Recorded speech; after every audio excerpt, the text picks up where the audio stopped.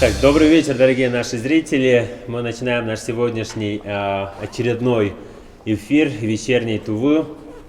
И сегодня у нас очень много интересных гостей, которым вы можете им задать напрямую вопрос в комментариях нашего прямого эфира. И сегодня наш первый гость это Франц Сандар.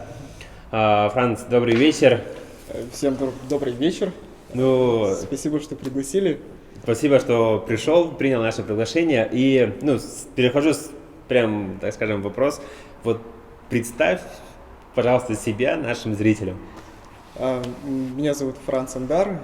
Я основатель курсов английского языка «Американская мечта». И также я журналист и юрист.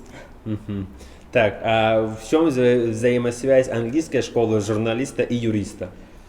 Все банально и просто, даже в финансовом плане, наверное, можно сказать, что есть взаимосвязь. Во-первых, я начал учить английский, чтобы познавать мир, да, так скажем, потому что я человек любопытный, и мне хотелось сразу с первых источников брать информацию и учиться через английский язык, изучать будь то программирование или какие-нибудь другие курсы, там, фотошопа или видеоредакторов. Так как я не знал английского языка на тот момент, мне было сложно. И я тогда закончил Академию прокуратуры. И также я увлекался журналистикой, так как я пишу рассказы и стихи. И брал интервью у людей разных. И в этот момент мне прям очень сильно нужен был английский, я начал учить его самостоятельно.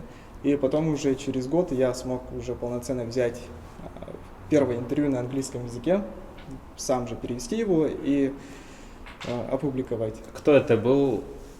Кто это был? Это был Майкл Клайн, да, из Америки. И там другие ребята тоже. Он не брат Кельвина? Кельвин Клайн? Нет. Да, Майкл Клайн — это интересная личность из Америки, которая интересуется Тувой.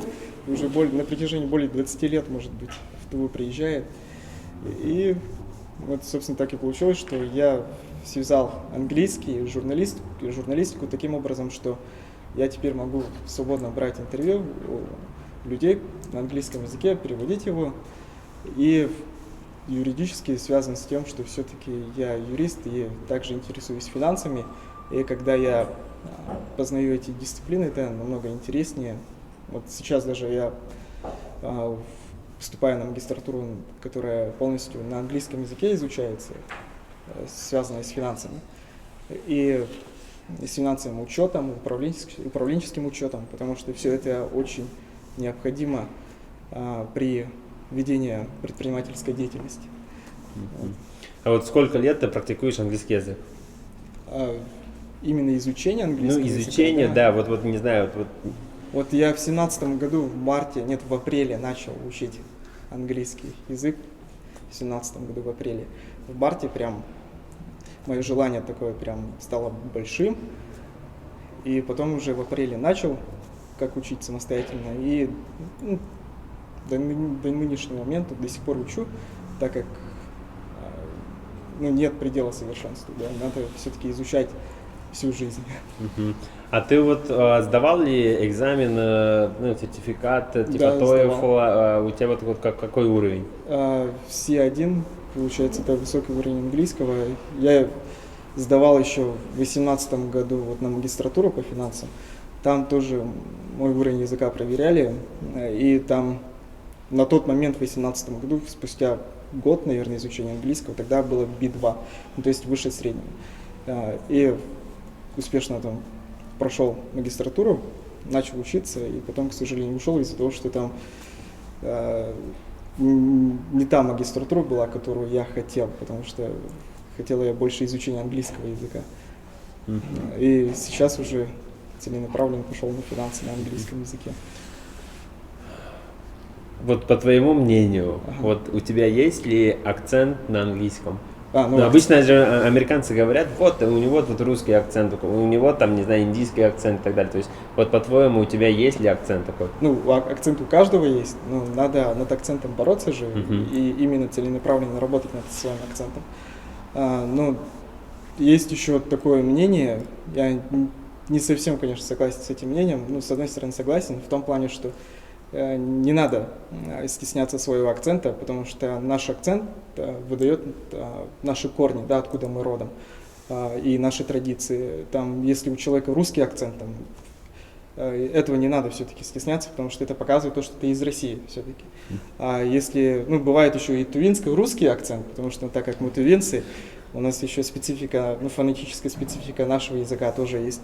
И этого акцента тоже не надо стесняться, потому что все-таки это показывает, что мы тувинцы, и мы прямо из центра Азии, да. Ну, на мой взгляд, у меня есть акцент, но только он, вот мои друзья американцы говорят, что у меня не русский, не тувинский, а именно мой свой какой-то акцент, потому что все-таки я из Тувы. Собственный, да? Да, да, потому что я все-таки из Тувы, и на это влияет еще не только русский язык, да, но и еще и тувинский язык влияет, то, что у меня какой-то собственный акцент появляется. Но у меня больше в английском языке же очень много разных акцентов, там американский английский, в американском тоже есть куча других, внутри него есть акценты, и британский. Но также есть там африканский, да, и в Африке тоже разные акценты есть. Новозеландский есть, австралийский есть. И у меня больше акцент направлен на американский английский. И если говорить, то я больше на американском английском говорю, с особенностями, может быть, какими-то моим собственным произношением. Ты вот, получается, в каких странах побывал и чем тебе помог знание английского языка? И прикол в том, что я не был вот в англоговорящих других странах, потому что для меня это, как сказать, интереса как такого не представляло, что просто путешествие, да, и у меня-то больше желание появилось за счет того, чтобы учить английский не ради путешествия, а ради познаний, то есть ради того, чтобы я мог информацию получать быстрее. И поэтому не случилось так, что там, я куда-то поехал, целенаправленно, в Америку или куда-то, потому что не было такого, такой цели не было. Но зато, даже не выходя из дома, мы можем найти там очень много разных друзей из разных стран. И даже в Туву очень много людей приезжает. Оффлайн тоже можно познакомиться, и онлайн тоже. И в онлайне у меня вот много друзей тоже из Америки, с кем я чисто через онлайн познакомился. И таким вот образом можно практиковать английский тоже. Так, а как онлайн можно познакомиться? В каких социальных сетях, либо как? На Фейсбуке в основном. И также бывают специальные сайты, где ради разговорной практики носители языка как-то ищут тоже способ развлечься, да, и разговаривать с людьми со всего мира. Но есть просто обычное предложение было, я не помню, как называется, там, Wake, по-моему, или как-то, я не помню. Там прикол был в том, что даже в 2011-2012, по-моему, в русском интернете был такой сайт «Буддист», где ты мог будильник поставить, и случайно собеседник тебе звонит, и может тебя разбудить. Да. И такое же приложение было, что ты можешь будильник поставить, и кто-нибудь тебя разбудит со всего мира. Но там функционал ограничивался не только этим, можно еще и было создавать темы разные, там, на какую тему хочешь поговорить. И таким вот образом я находил там людей со всего мира и чисто разговаривал не так, чтобы там попрактиковать английский, а тему создавал, какую хотел, и чисто на эту тему и разговаривал. И таким вот образом там, из Америки, там, вот с девушкой я уже 3-4 года общаюсь, и там парень тоже из Америки, с ним тоже 3 года. Из Австралии тоже есть там человек, с кем общаюсь до сих пор. А вот есть ли такое прям желание, которое ты хочешь, не знаю, посетить Америку, Англию, вот именно англоговорящие страны, не знаю, объездить, не все, но, возможно, большинство, или вот прям конкретные страны. Есть ли такие страны, и почему ты хочешь это посетить? Эти страны хочешь посетить? Есть, конечно, сейчас уже появилось такое желание, только я бы хотел посетить разные страны, с точки зрения своей профессиональной деятельности, да, хотел бы как журналист посетить европейские страны и там сделать какие-нибудь разные проекты. Или в Америку поехать тоже, сделать какой-нибудь интересный проект. И И все это как бы направлено на то, чтобы я мог уже работать именно на англоязычной аудитории. И хотелось бы, но самая такая страна, которую я бы хотел,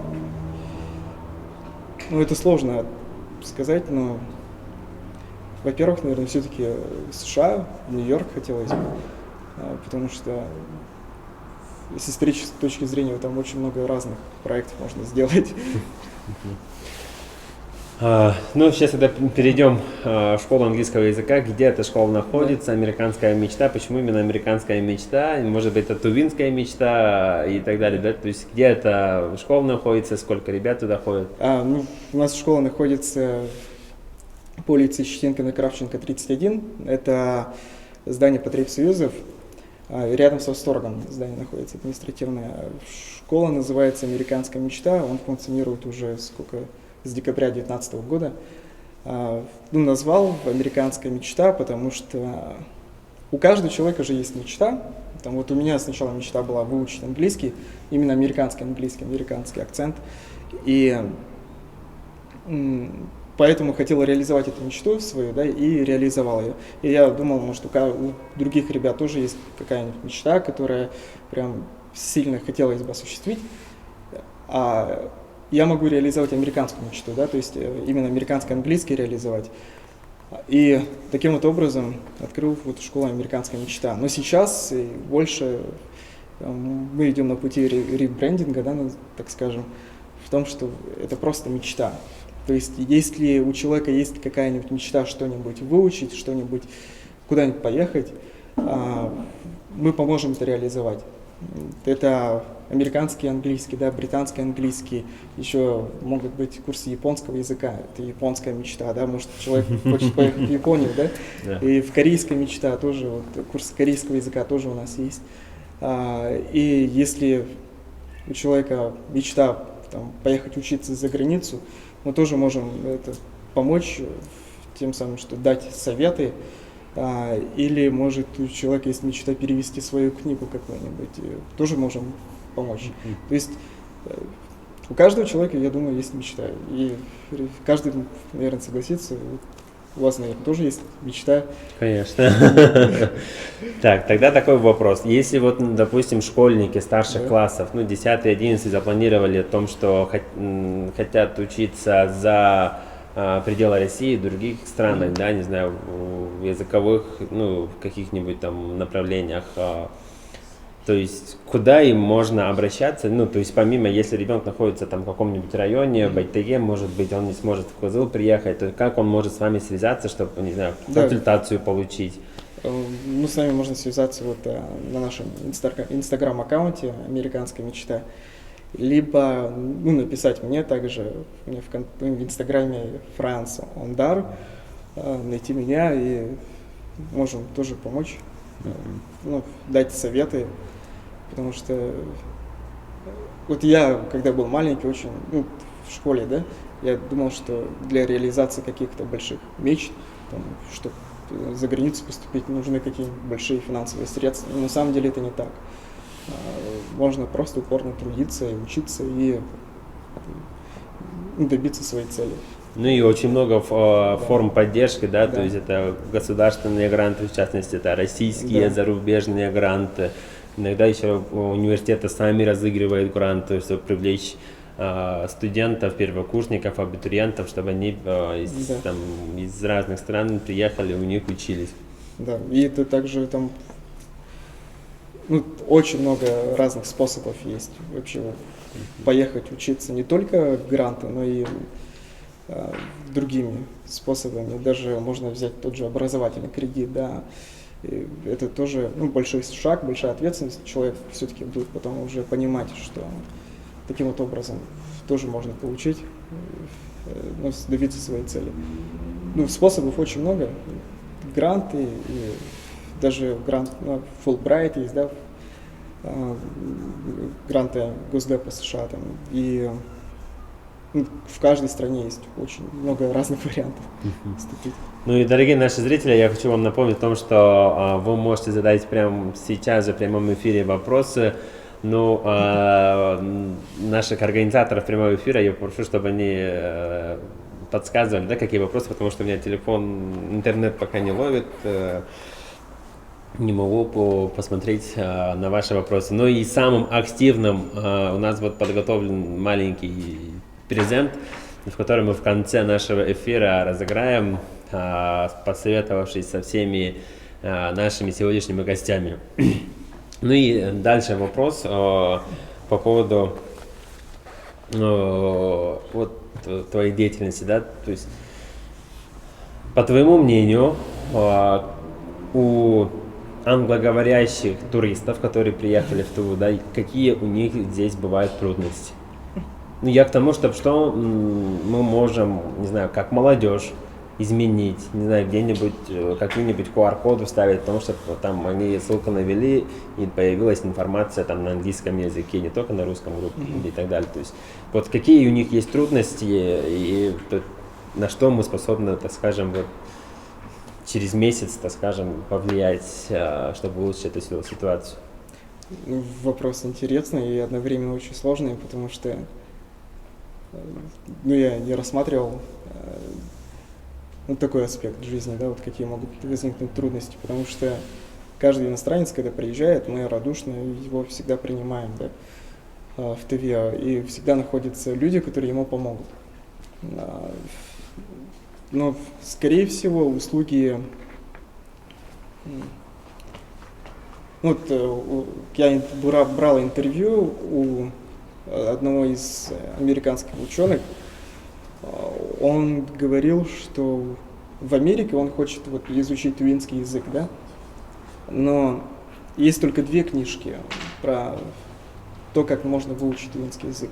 Это одна книга, по-моему, 72-го года, и вторая книга, не помню, тоже 90 каких-то годов, автора Кадрол Бичалдей, и все. На этом другие источники, и других источников нету.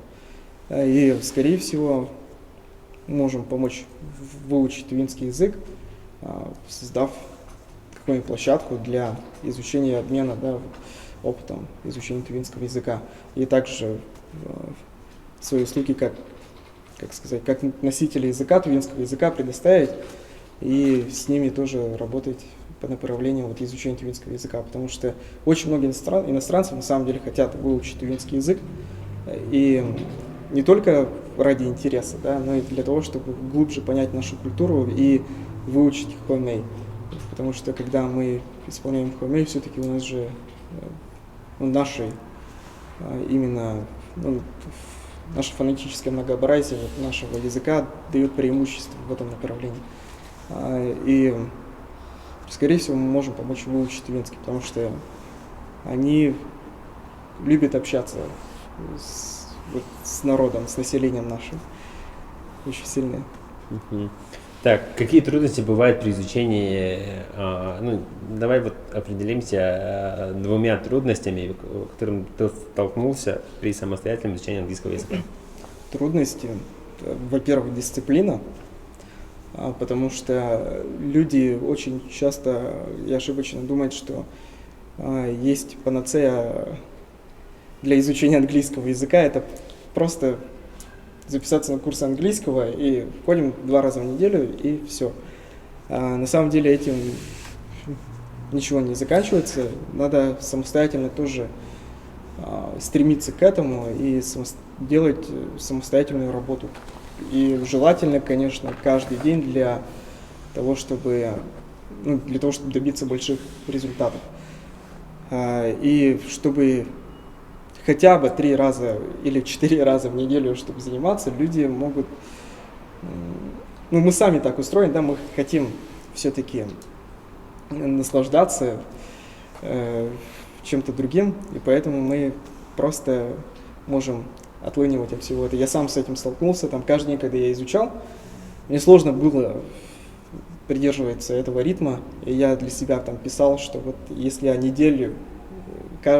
дней в неделю, ни одного дня, если я не пропустил при изучении английского языка, я писал слово «молодец», да, понедельник М пишу, вторник О, и так далее. И слово «молодец» было. Дисциплина самое главное. И, во-вторых, да, изучение грамматики, именно артиклей, наверное, английского языка, потому что артикли у нас, в нашем языке этого не существует, и нам надо понять, как строятся артикли. Не самое сложное, наверное, времена года, которым я до сих пор... Времена английского года? Да. Ой, английского языка, времена? Да. Ну, времена, на самом деле, не такая сложная часть английской грамматики. Может быть, просто нам не так объясняли, может быть, я до сих пор прям путаюсь. Ну, приходите к нам, мы поможем с этим. Вот, допустим, к вам обратился человек из другой страны, который хочет научиться тувинскому, ну, то есть хочет выучить тувинский язык. Вот как с ним, с такими, ну, то есть у вас в опыте были такие люди, там, которые обращались, как вы им помогали? Тувинский язык выучить, ну, именно целенаправленно, чтобы выучить тувинский язык, таких случаев не было, но были мои друзья, которые постоянно меня просят перевести то или иное слово на тувинском языке, да, на английский или с английского на тувинский перевести. Но бывали такие случаи, но, так скажем, запросов для того, чтобы найти преподавателя тувинского языка, были такие запросы. И у меня есть как раз друг, который работает над тем, чтобы создать пособие, да, или какой-нибудь курс тувинского языка для иностранцев. Но он все еще разрабатывает, вот и ждем, когда он... Так, это будет в формате книжки, либо электронные приложения? Я не знаю, надо спрашивать у моего вот этого хорошего друга. Я постоянно у него спрашиваю, он постоянно говорит... Он сам тувинец? Да, сам тувинец и ученый, достаточно филолог, ну, достаточно хороший такой ученый. И когда слушаешь его речи, да, про языки, это просто, ну, можно забалдеть, да, слушать постоянно и постоянно впитывать интересную информацию. Я очень надеюсь о том, что такие приложения появятся, и англичане к нам будут чаще приезжать, а мы будем чаще практиковать наш английский язык. Да. Ну, ребят, у нас там вопросы есть в комментариях. Ну, тогда я задам последний вопрос.